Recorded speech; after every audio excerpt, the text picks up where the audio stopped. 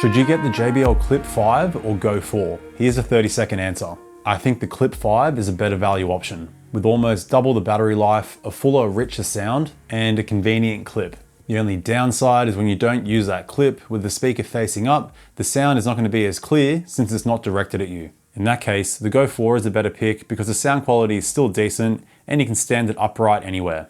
So there you go, that's the basic answer to that question. If you want to know all the nitty-gritty details, you want to hear tons of sound tests, you're picky like me, keep watching. Now the Go 4 retails for $59 here in Australia, the Clip $99. On sale though, it's usually a $20 difference between the two. So let's get into it. Let's start with the build of the speakers. So both have a nice high quality fabric finish and you get a wide range of colors to choose from black to whatever this is. There's some unique colors you can choose. The overall build of JBL speakers are sturdy, they're definitely built to last, and they just feel nice in the hand. I still use my JBL Flip from like 7 years ago, and it's still working well. But nowadays, JBL actually uses some recycled materials in the build of the speaker, and the box that they come in use FSC certified paper and soy ink. Now both speakers are IP67 dustproof and waterproof, but only the Go 4 will actually float in water, the Clip 5 will sink. But even then, when the Go 4 is floating in water, the speaker will be covered by the water, so you won't be able to hear your music with the speaker floating in water. Now to control the speaker, you have some nice physical buttons, a power button, Bluetooth pairing button, your Auracast button there, and a play pause button which you can double tap to skip tracks forward and triple press to skip tracks back. You've also got your volume up and down. Just keep in mind you can't summon your voice assistant using the physical controls. Not really needed because the speakers don't have a microphone built in anyway. Now the main difference in terms of build here is going to be whether you prefer a clip or a loop here that the Go 4 has. The clip is super convenient. I just had my old Clip 4 living in my shower for over a year and it was super convenient having it there. But you can still chuck a carabiner clip on the Go 4 if you like, so you still have some options there. It's just not as convenient as the Clip's clip, the Clip's 5 clip. But one pretty major downside of the Clip 5 is that it's pretty tough to face a speaker upright on a surface, especially a hard surface like a desk. You can lean it on something, but if you have some music playing, the bass and the actual air the speaker pushes out will usually flip it down onto its side. Where with the Go 4, you can place it upright anywhere. And this has a huge effect on sound quality, which I will demonstrate in the sound test. Now, a workaround for the Clip 5 is you can put it on like a headphone stand that I have here, and that actually works quite well. You can also get like a cheap stand for it on certain websites, but now you're adding extra money to the cost and you're losing a bit of that convenience. So it really depends on your personal preference there. Now, in terms of battery life, the Clip 5 gives you an advertised 12 hours, the Go 4, 7 hours. But both have a new playtime boost mode, so you can push an extra 3 hours out on the Clip and 2 hours on the Go. So this will actually boost the volume, but reduce the bass, which allows the speaker to save some battery. And both speakers do charge via USB-C. It's nice that the USB-C slot is open, so that would be a waterproof USB-C slot. Avoid charging a speaker if it has been submerged in water. Wait till it dries first. And it takes both speakers 3 hours to charge from dead to full. Now in terms of connectivity, both speakers have Bluetooth 5.3 as well as SBC and AAC for your codecs. So basically fine if you're on Android or iOS. In terms of latency when watching movies or YouTube videos, it's completely fine. There's barely any latency. If you're gonna be mobile gaming or something like that, like, I don't know why you would, but a casual game will be fine. If you're into quicker action games like shooters, there's a noticeable amount, but it's not terrible. And what's new this time around is that you get Auracast. So you can pair two of the same speakers in stereo mode. So that will work like a regular pair of speakers. One speaker will play the left audio channel, the other speaker, the right. So that'll give you a slightly more immersive sound stage if you're kind of sitting like a regular speaker setup in between both speakers. For speakers this size, I don't really see the use in this, but at least you have the option there. Now this has to work with two of the same speaker, so you couldn't connect a Clip 5 and a Go 4 together to work in stereo mode, but you can connect them together just to play the audio at the same time. It just won't be in stereo mode. And JBL says you can do this with an unlimited amount of Auracast enabled speakers. I'd like to see if you could actually do it unlimited. I don't know, you could have a million JBL speakers connected at one go. Maybe you can, but I should try that out. But do keep in mind, older JBL Party Boost speakers, you can't connect to the Auracast speakers. Every new generation, JBL changes it. I see what they're doing. They just want to get you to buy their new speakers, but I'm not really a fan of that. I'm hoping that with Auracast now, they'll just leave it for future generations where all the speakers just use Auracast. We'll see. Now, in terms of Bluetooth range, I was able to go about 20 meters or 65 feet away from the speaker in a pretty clear open space before they started to disconnect. That's a decent amount of range. And both speakers are multi-point compatible, so you can have two devices connected to the speaker at the same time, and you don't even need to pause your playback on one device before you play it on the other device. It's automatically going to switch that audio over for you. Very convenient. And I like to see that there's an auto power off feature built into the speakers. So let's say you're not playing audio on the speaker for about 10 minutes, it's automatically going to turn off to save some battery, which I like to do. I always leave my speakers on, and then if they don't have auto power off, they're just going to die. Now you also get some pretty decent customization in the JBL portable app, which you can get on iOS or Android. So in there, you can update the speakers via firmware. You can change the sound with some preset EQs and a pretty decent 5-band EQ.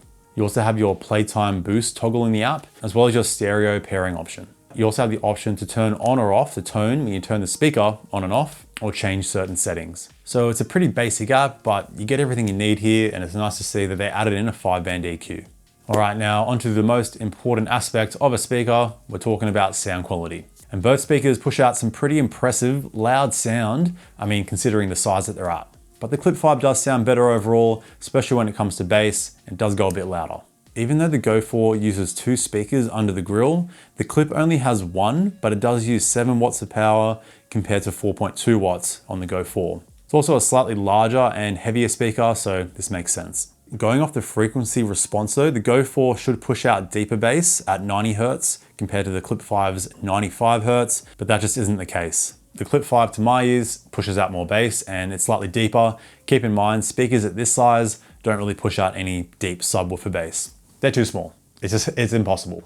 With the extra wattage though, the Clip 5 is noticeably louder. In my testing, it was about 4 to 5 decibels louder, peaking around 90 decibels, where the Go 4 peaked around 85 decibels. This was tested half a meter away from the speaker, playing the chorus of Enter Sandman by Metallica. So especially at high volumes, the Clip 5 gives you a fuller listening experience. Around 50% volume and below though, it's pretty neck and neck between the two speakers. The Go 4 doesn't push out quite as much bass as the Clip 5, but it's much closer at lower volumes compared to high volumes. And in terms of the actual clarity of the sound, I'd have to just give it to the Go 4, mainly because there is slightly less bass, so I find this just gives the mids and the highs a bit more room to breathe. Still, the clarity is very close. The only downside when it comes to sound for the Clip 5 is when you don't have it clipped onto something facing your direction, you're gonna have to have it lying down on its back. The sound's gonna be directed up and not towards you, so the actual clarity of the sound won't be as good as the Go 4. Like I said before, you can attach it to a headphone stand or whatever you can find, and that's an easy workaround. And leaning it on a soft surface like a couch, it will stay in place, but any hard surface, it's gonna eventually just fall down on its side due to the vibration and the air the speaker's pushing out. So now I'll leave you with some sound samples demonstrating the difference in volume, sound quality, bass, as well as the direction of the speaker if you're gonna have that Clip 5 facing on its back with the speakers facing up. Now all of these samples are gonna be with the stock EQ settings on both speakers. I found the Clip 5 didn't really need too much EQ, where on the Go 4, I think it does benefit from the Energize EQ preset or a little bit of bass and treble boosting. So we'll start with some indoor tests at around 50% volume. I'll match the volume on both speakers. The Go 4 at 60% is equivalent to the Clip 5 at about 50% volume. Then we'll head outdoors for a max volume test, and I'll demonstrate the differences in sound quality you'll get with the Clip 5 facing upwards. So make sure you chuck on some headphones or earbuds, and here are the samples.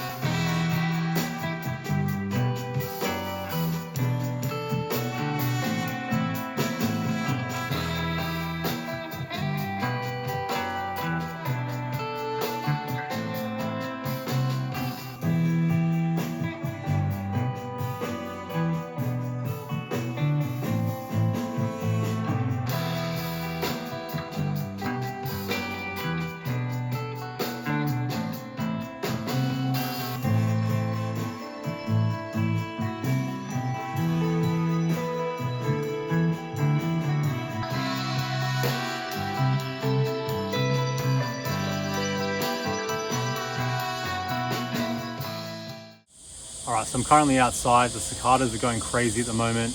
There's some traffic noise in the distance, so the speakers are really having to work hard to be able to push out some sound that you can actually hear well.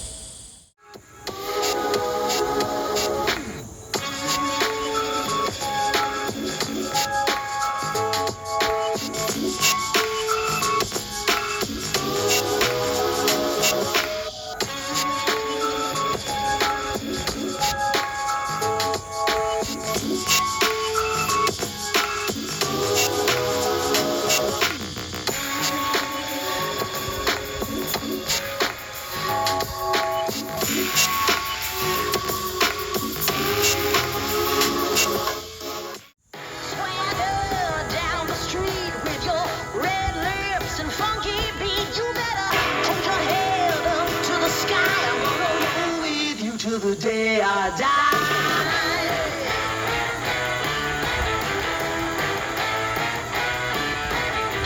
Swing those hips around, can't stop, roll back down, my lady, short, tall, thin or wide, always down, ready to ride.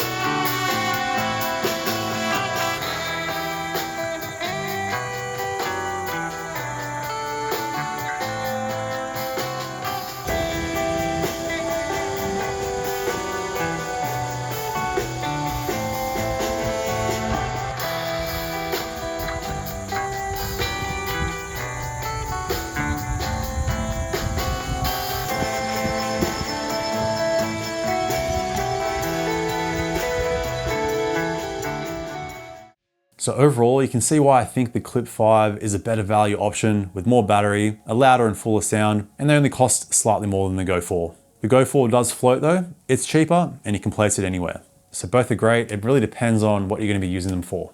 Now for more on JBL earbuds, be sure to check out this massive comparison video I did here where I compared all their earbuds. So be sure to check that out, stay picky, and I'll see you in the next video. Bye now.